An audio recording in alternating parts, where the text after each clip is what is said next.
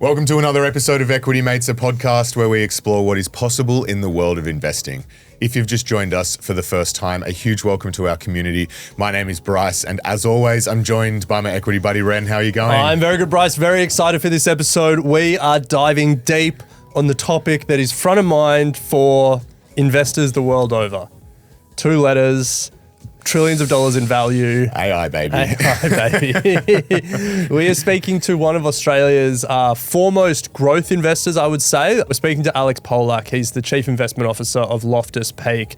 And Loftus Peak, I would put in like a bucket that have really ridden the tech story and the growth story of the past decade really well. Yeah, absolutely. Yeah. It's not just me that's saying that. Their performance also backs it up. Since 2016, their Global Disruption Fund has done 21%. Oh, after fees. After fees per year, yeah. So love that. When we're talking growth stocks, there's a few names that we look to, and this is certainly one of them. So I'm excited to hear what Alex and his team, how they're seeing the AI story play out. Absolutely. Well, today's episode is sponsored by Loftus Peak. A massive thank you to them for helping keep all of our content here at Equity Mates free. To find out more about Loftus Peak and their Global Disruption Active ETF, search the ticker LPGD or head to their website. We'll include a link in the show notes. So without further ado, let's get to our conversation with Alex. We start with the state of AI. We're also going to talk about the US story. Is US exceptionalism under threat, and where the next legs of global growth may be popping up?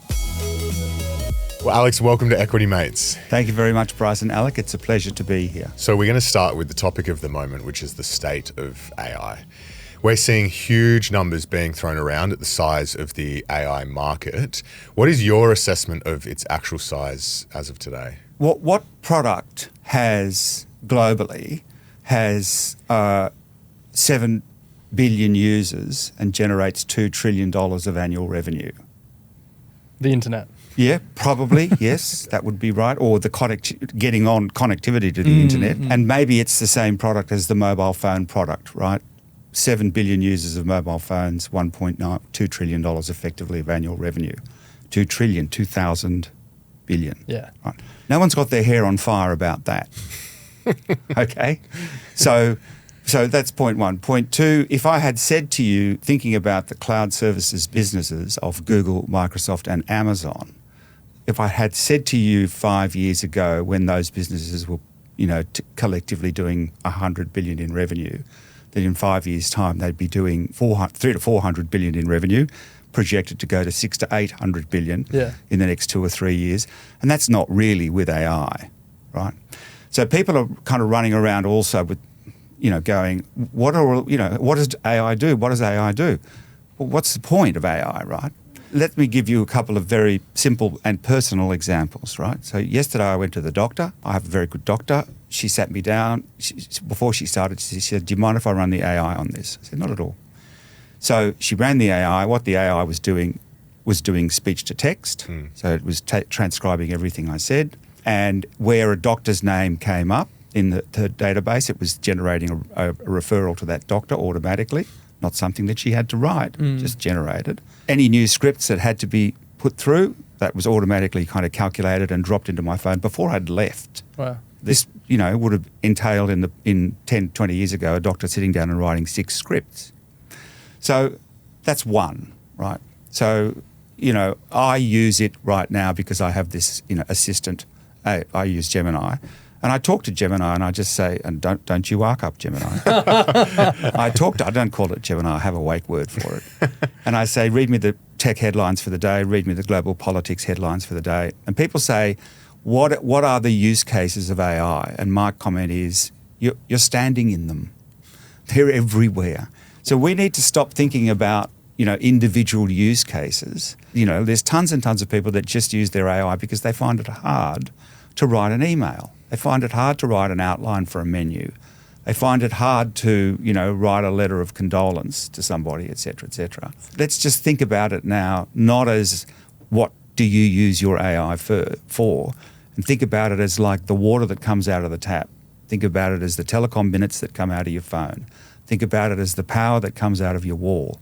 It's just everywhere, right? And the use cases are, billions, if not trillions of different use cases everybody will have their own little spin on it. And when you run those numbers through the $2 trillion of revenue per year, that $2 trillion a year kind of supports, as you were, a capital spend. So let's say a third of that $2 trillion a year goes on depreciation of the telecom network, the phone network, $700 billion.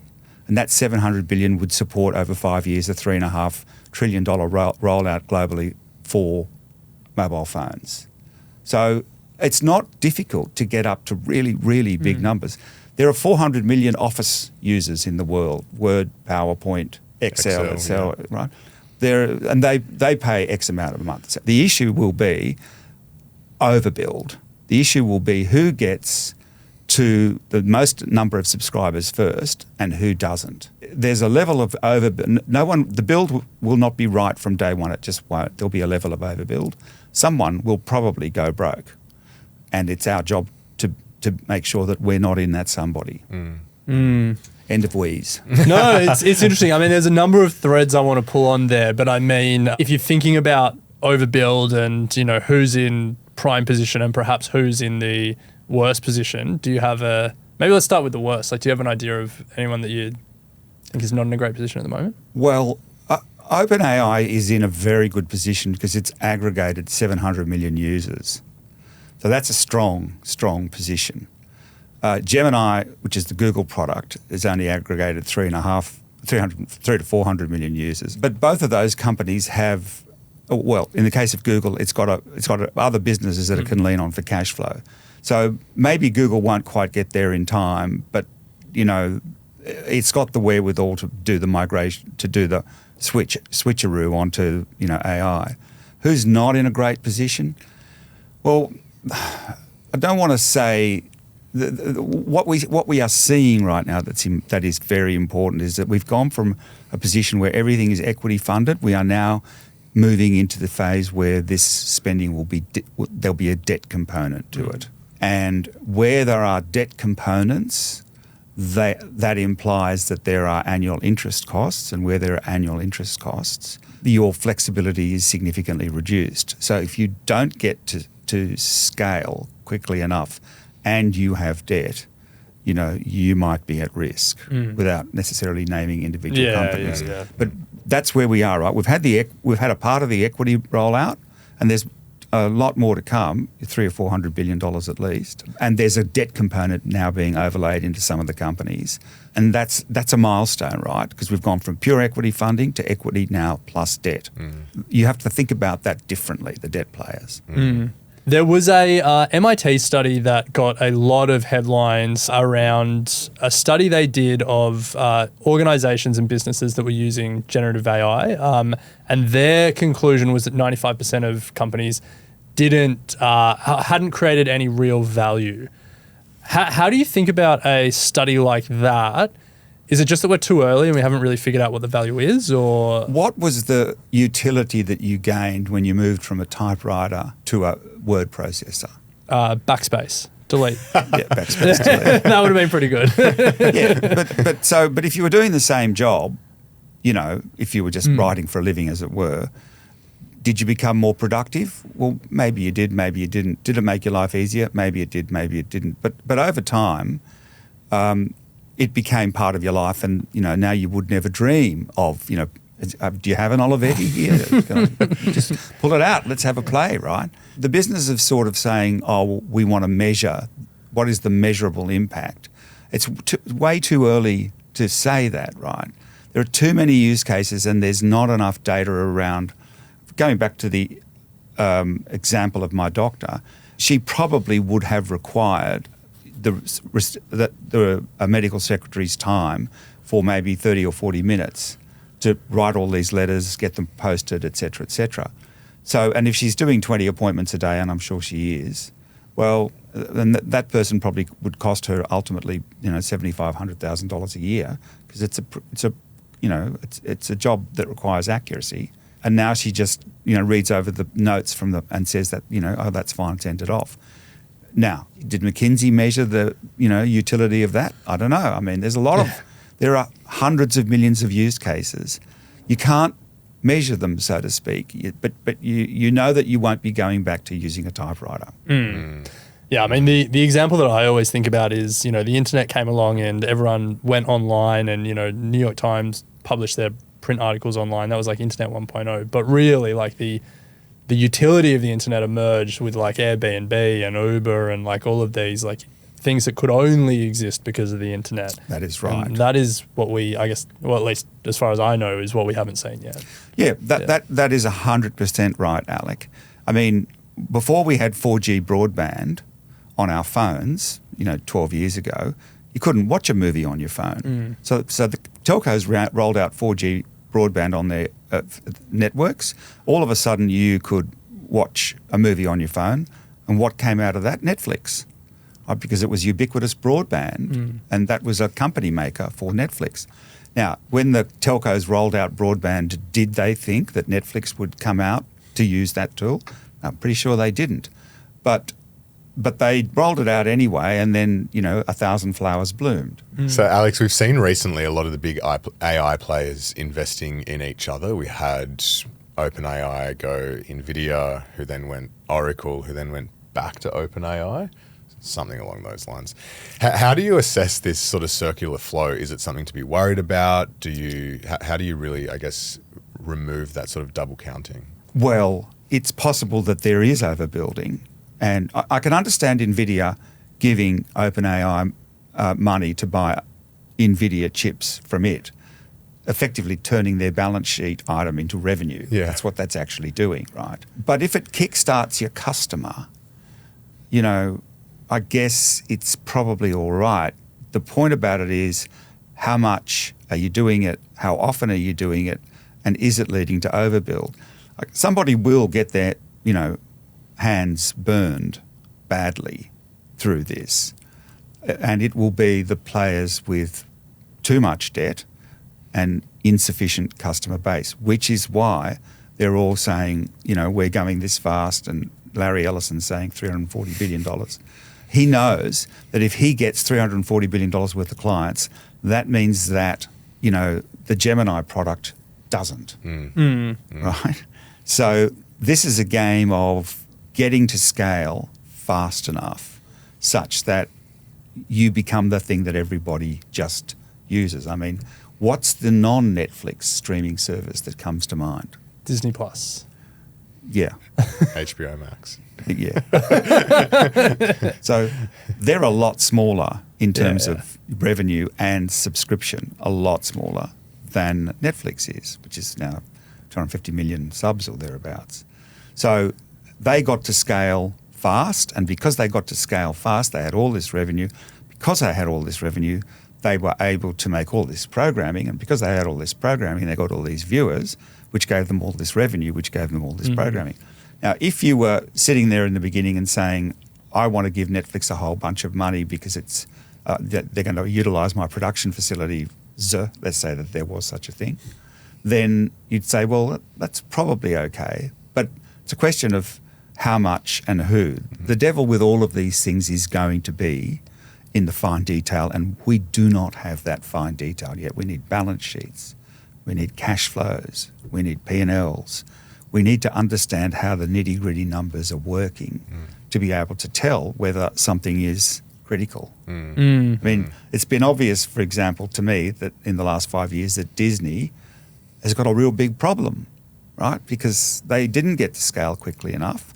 They don't have enough. They spent all their money buying, Fox, and the Fox programming wasn't sufficient, and it took away from their ability to spend their own balance sheet every year to generate more viewers, to generate more revenue, to generate more programming, to pay the shareholders a dividend.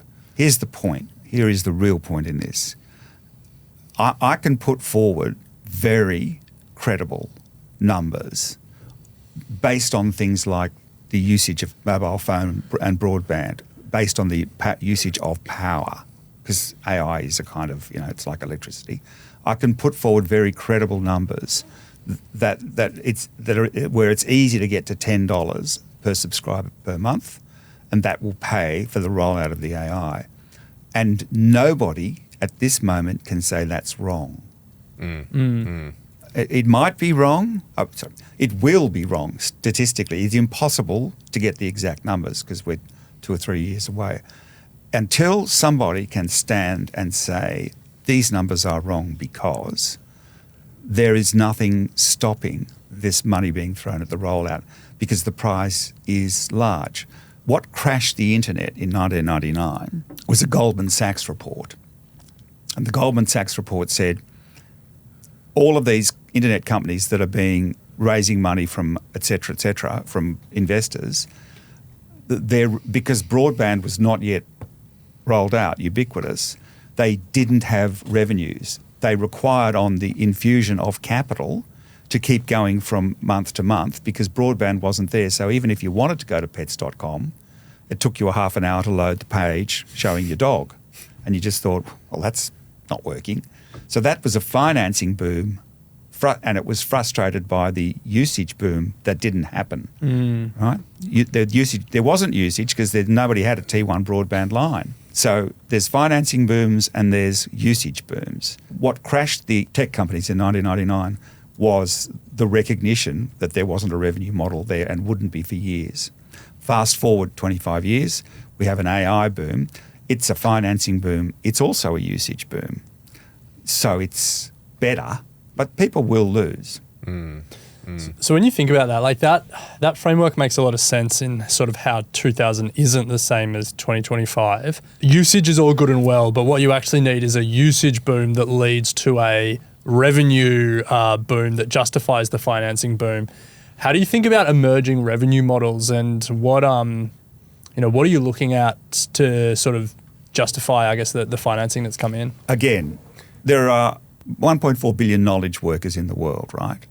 So that's the target audience for AI.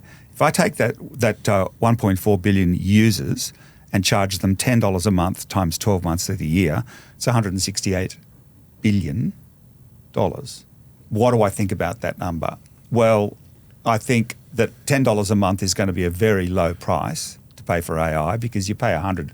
We pay. The average payment for a mobile phone across the whole 7.5 billion users is $30 a month. So, $10 a month is probably low, $100 a month is probably high. But at $168 billion, like $10 a month, 12 months of the year, 1.4 billion users, at $168 billion, that will support a lot of CapEx. Yeah, so all these conversations around are they going to figure out a way to do an ad revenue model, or, OpenAI, I think yesterday announced that they're integrating with Shopify and Etsy to try and do e-commerce. You're not worried about those conversations per se? You think this is a subscription play? Yeah, it's like saying I'm worried that that on the this new broadband connection I've got, that people are going to try and grab my time to sell me, things on Etsy. That's not a thing. Yeah. It's a utility play almost. It's a utility play. It is genuinely a utility play. AI is like the water that comes out of the tap. It's like your broadband connection. It's just going to be something that, people use every day and don't even think of it. You already use a form of AI, dozens of forms of AI. Every time your phone, your car pushes you back into a lane, that's a little bit of AI. Every time you write a note, an email to someone, that's a bit of AI. AI, you're standing in it.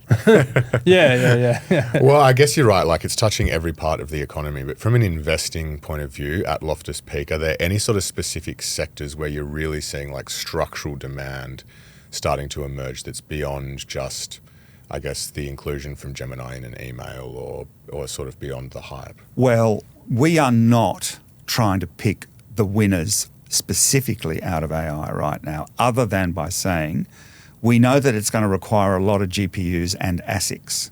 So that means that NVIDIA and Broadcom will continue to be very important companies. So they make the things that AI runs on. So we don't have to pick a winner in there, right? So we're in that part of the AI economy that's guaranteed to be paid to get revenue.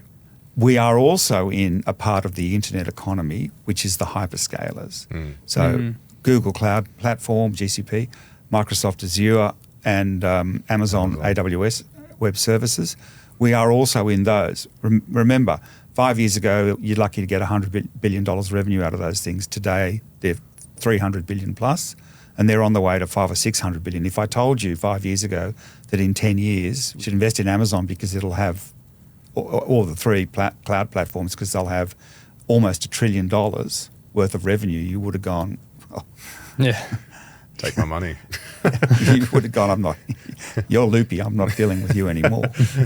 And what do you think of Oracle? Well, Oracle is the classic one, right? And by the way, the day after Oracle announced what they had announced, because Oracle can't fund this out of their own cash flows. So they announced a $15 billion debt offering.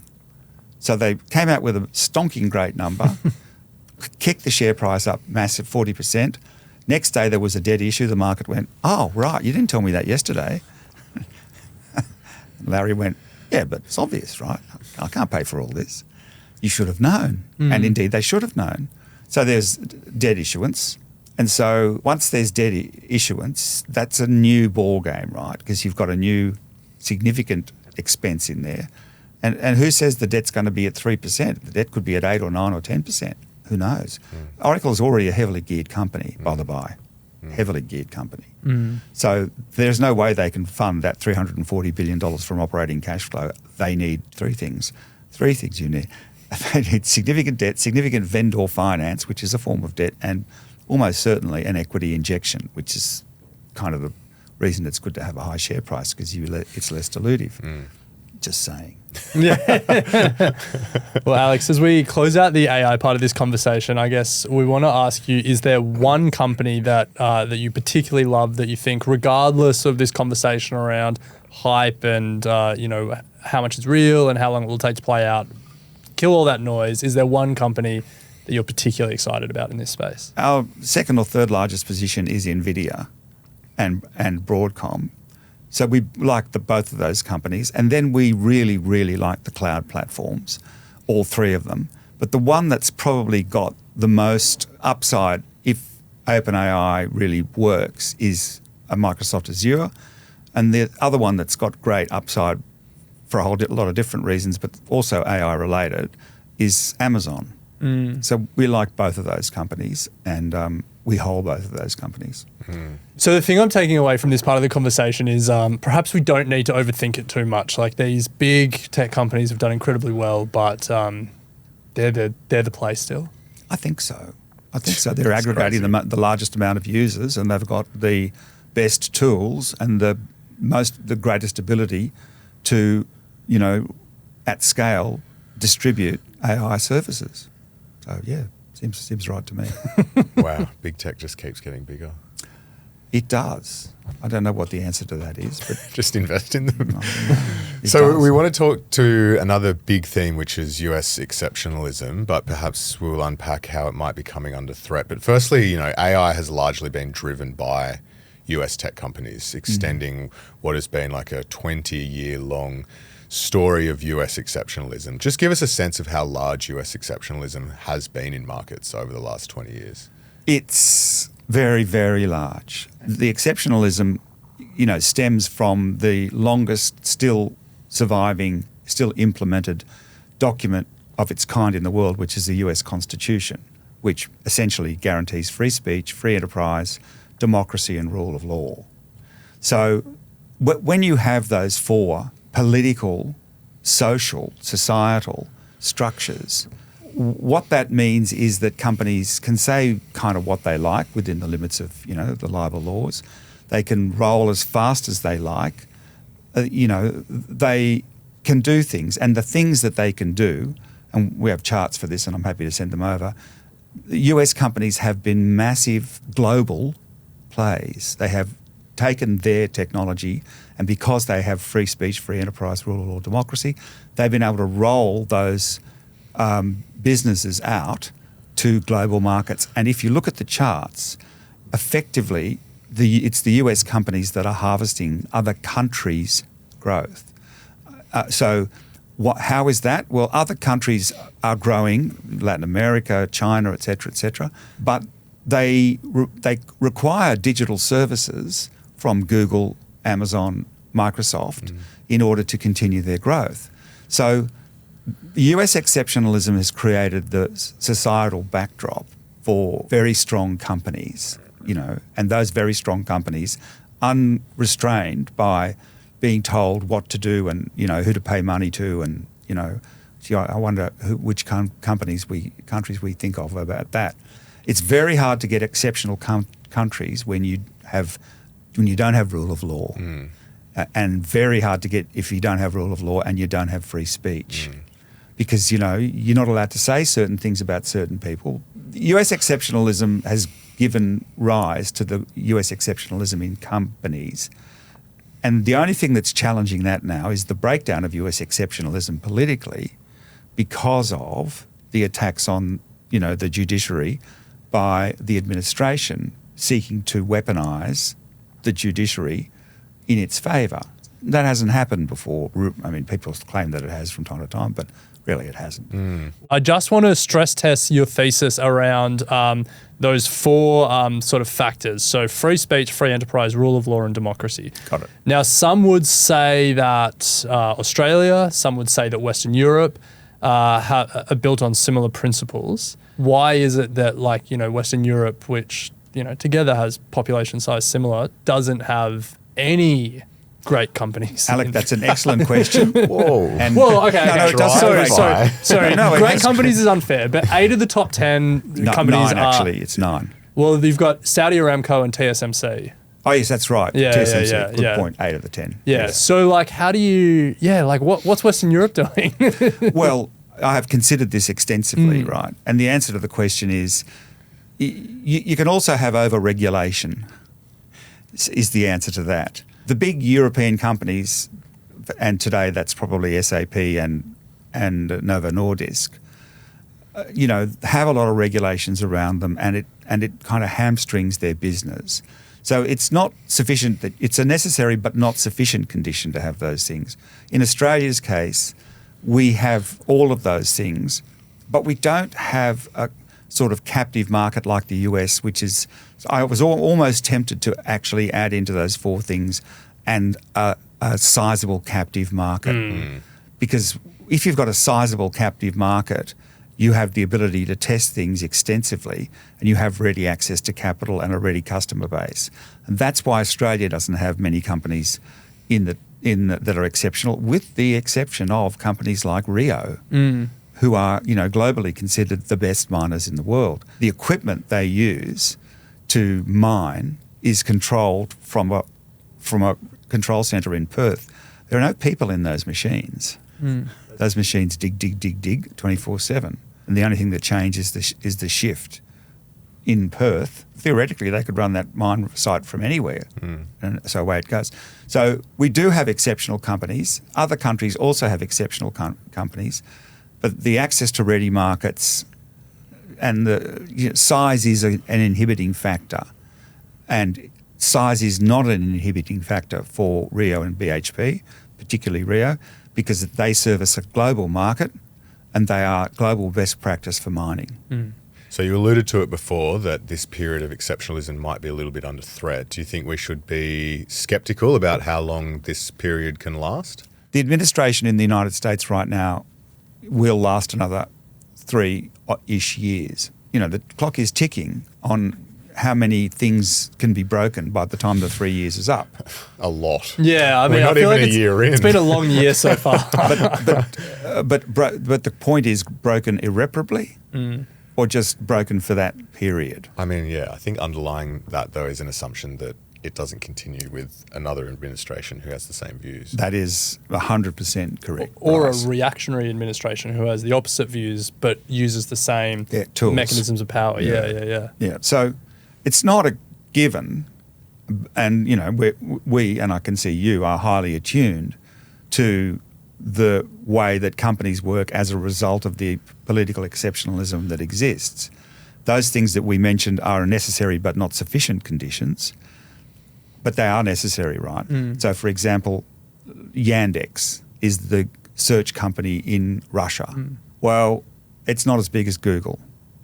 That's all I'm going to say about that.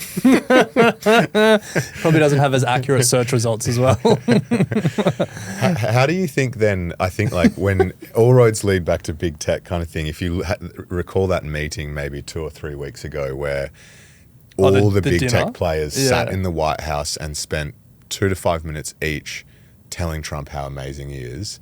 Like they're just working the environment that they're operating within, if you know what I mean. Like I completely know what you mean. How do you think about that, or do you? I think it's the right thing to do. I mean, I don't think much of it, but hey, if that's what he wants, do it. Yeah, it's a small price to pay, and you're in service to the shareholders, right? So sometimes you have to do things that are and your customers. And society at large on the triple bottom line, which we absolutely believe in. So if you have to do that, it's just a speed bump, right? So I guess how do we square this circle? Like on one stage, the first part of our conversation was these American tech companies are so far out ahead. They have such structural advantages. They're driving this technological wave forward. And then on the other hand, we sort of talk about the regulatory environment in which they operate in, potentially could be fractured, but also potentially could be, a lot of noise, but survivable. Putting your investor hat on, like you've got to navigate this world. Like, is it an element of just consuming a lot more political news than is healthy, or like what? How do we as investors like navigate this moment and try and get through it? Well, it is a full-time job. Yeah, let me say that, and you do need to be aware of it and across it. How do we as investors, and I don't know the answer to that, you have to pay close attention to it. You have to understand, you have to kind of spend your day reading. There's no shortcut to this. And then you have to think about the balance sheet cash flows and P&Ls of the players and, work out what this thing that is looks like. I think it looks like the rollout of broadband on mobile phones. That's what I think it looks like. Because nobody said, what do you use your mobile phone for?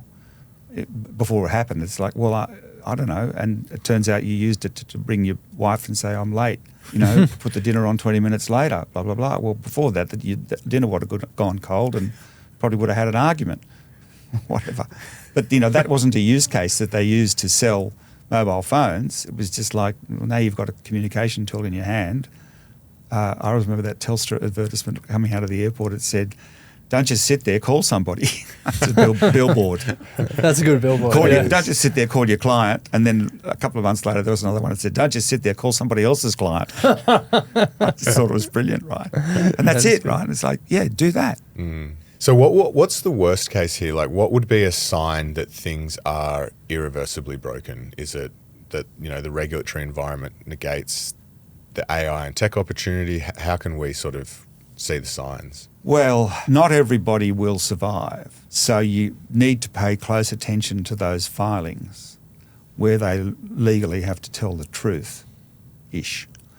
And you need to, immerse yourself in the accounting so you understand what it is that is actually going on. And you need to make the extrapolations, and they need to be kind of right, and then you need to risk adjust everything. And I don't know. You become a fund manager. So I guess let's close this out by going back to individual stocks, and we sort of spoke a bit about US exceptionalism and whether it would last. Let's assume it doesn't last. The great news is for people like us is we don't have to just invest in the US. We can invest globally. Is there a growth stock outside of the US that you're particularly excited about at the moment? The answer to that is yes. We've re-entered China after having been away for 6 years, having sold out of Baidu, Alibaba and Tencent because of the things that happened around the Ant Financial float or non-float. We're back in there now, and we own a company called Catel, which is at scale most advanced technology battery maker. So we no longer have an aversion to China. The exception to those 4 characteristics, free speech, free enterprise, etc., is China. because China is producing exceptional companies under the direction of one man without really, you would say, free speech and democracy and possibly not all that much rule of law. I'm not a fan of many of the things that Xi Jinping says and does, but he has enabled a number of companies, directed a number of companies to become global champions, and they're well on their way. And Cattel, the battery company, is one of them. BYD is another. Xiaomi is probably a third. There are others, and they are just now emerging on the stage as exceptional companies. Now, I know I said it's a necessary but not sufficient condition.